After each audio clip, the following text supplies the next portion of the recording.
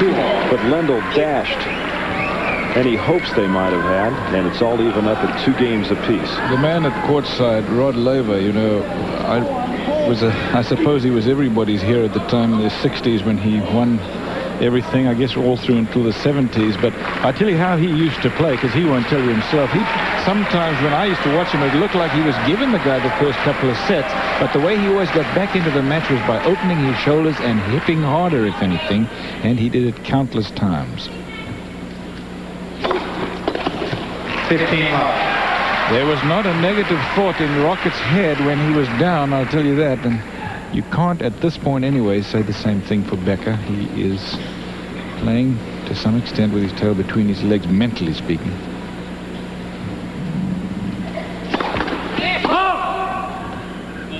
Rocket, I suppose you'd be the only one to answer whether those were your true feelings or not. That's the way it looked to everybody else, though.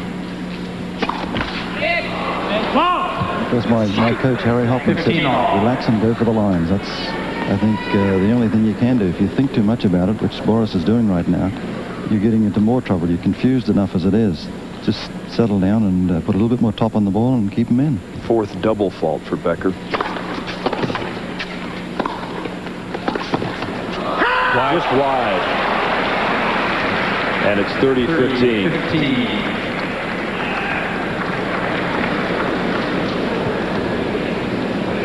Gunnar Bosch, coach of Boris Becker. Those guys feel as much pressure as the players.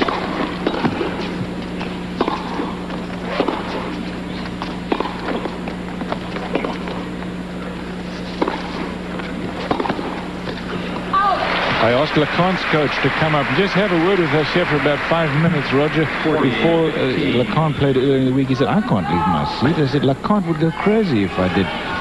Tiriac said, I can't talk to Fred Stolle at courtside. He said, my man would go crazy. I'll come up there and talk to you. They know where they're sitting. Exactly. They look over there. They need that positive reinforcement. Becker's fastest serve, 124 miles per hour. He's been averaging 115. Second serve here.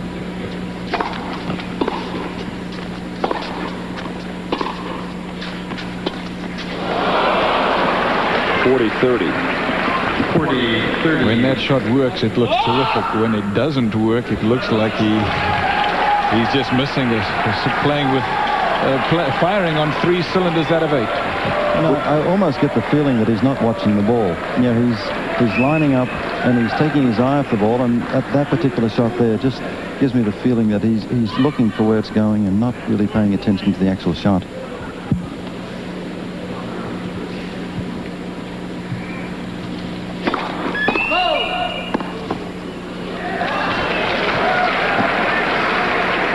It's a big point for Becker. Gets to deuce, he could get broken. He knows it. He needs this one.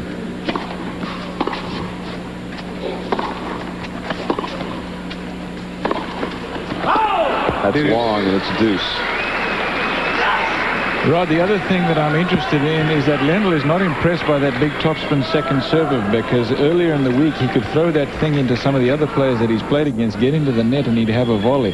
He's not even trying that against Lendl, and Lendl's just tipping it back. He's just moving in and taking the pace off it and pushing back in play, and doing it extremely well. That's all you need. And the ace for Boris Becker, his 9th. And Becker. Just one observation down here. It seems that Boris doesn't want to go over to Lendl's forehand. I think if he does, he used to be able to get away with it last year, but I think Lendl's speed has helped him here, and he's making a big weapon out of that, so he gets in trouble if he goes to his forehand. I think you're right, Rocket, but I think that he should hit it into the forehand anyway, especially in the deuce court, because I think it keeps Lendl honest that way. He doesn't know where it's coming every time.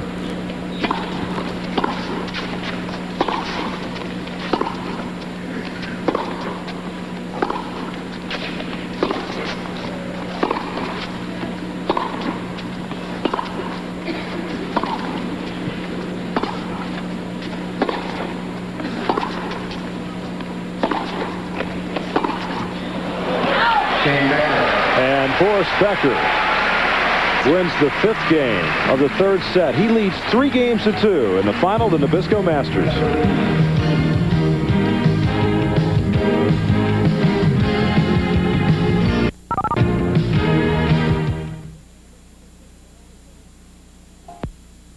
to Madison Square Garden. I'm Roger Twibell along with Cliff Drysdale, and Rod Laver is courtside. Cliff, it seems as though Becker is hitting everything off of his back foot for the most part, and then when he does come forward, he's hitting it long when he does get his form down. Matter of footwork, and footwork, correct footwork is very often the product more of a mental thing than a physical thing. If you're not mentally in tune with what's going on out there, you tend to have leaden feet, and there's nothing you can do about it. And that's what's happened to him. He is hitting a lot of balls from a position, if not wrong-footed, at least off balance, and that's quite clear. And as Rod mentioned to you, sometimes that's just a result of nerves. Well, I think those early match nerves are probably over, but the confidence and the nerves combined are both hurting him.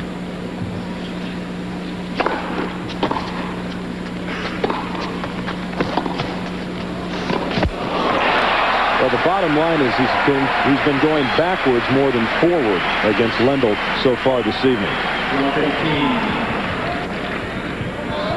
However, the last couple of games he has started to make an impression on Lendl's serve.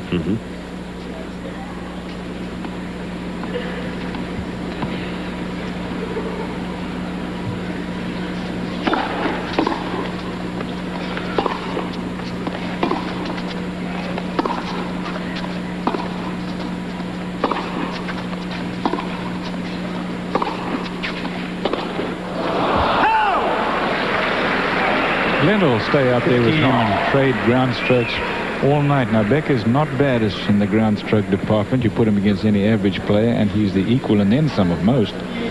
But Lendl won the French Championships hands down this year. Slow court from the baseline. Well, Becker's not better than he is back there, that's for sure.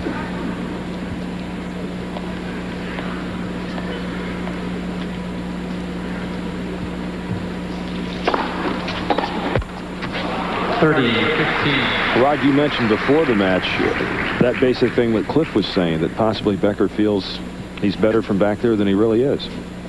Well, I think he's, at the moment, he's forcing, of course, but that forehand that goes across to Lendl's forehand, he's trying to hit it just too hard because he knows Lendl's going to make it. He's going to go there to counteract it. For serve.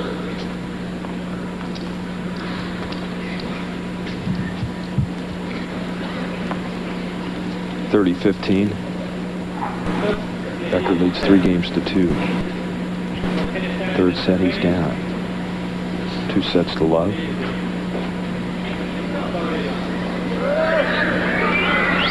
A little bit of gamesmanship between the two. Lendl feels like Becker's not ready, so he's going to take his time. I guess he feels at a certain time he was ready. Looked up. Becker was walking around, not looking at him. So he says, well, I'm going to take my time too. A little bit of gamesmanship in there. Both players. And the ace by Ivan Lendl, his 6th. Second in this set.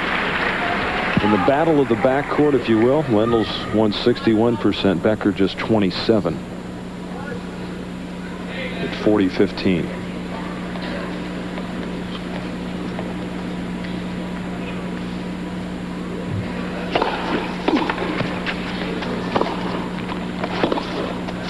Wide. And Lendl evens things up at 3 games apiece in the third set.